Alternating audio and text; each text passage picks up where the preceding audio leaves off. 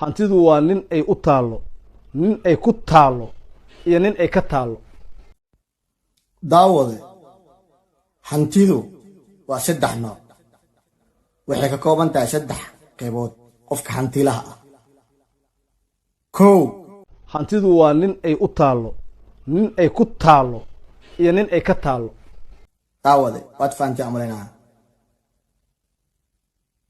faahfaahin kale ma u baahan tahay faahfaahin kale haddaad u baahan tahay waxaan la siin doono walaalkeen tiktokarka weyn ila dhegeyso dadka hantida leh waa saddex nuuc hantidu waa nin ay u taalo nin ay ku taalo iyo nin ay ka taalo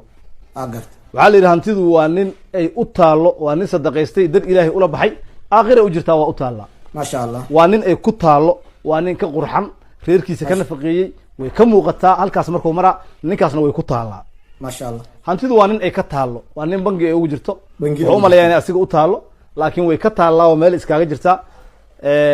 kama qurxana reerkiisii kama nafaqayn ma sadaqaysan oo aakhiro maaragtay uma hormarsan ninkaasna way ka taallaa maalinka dambe uu ka dhimanaa halka rafan ayuuna ka qaadanaa daawade waad fahantii aan filayaa haddaad hantiilo tahay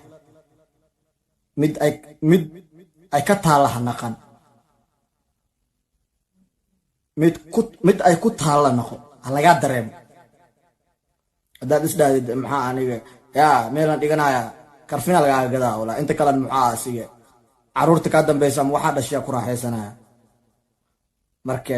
hantiila haddaad tahay qof ay ka taalla hanaqan ha kaa muuqato facaaga ugu faan cun ka baashaal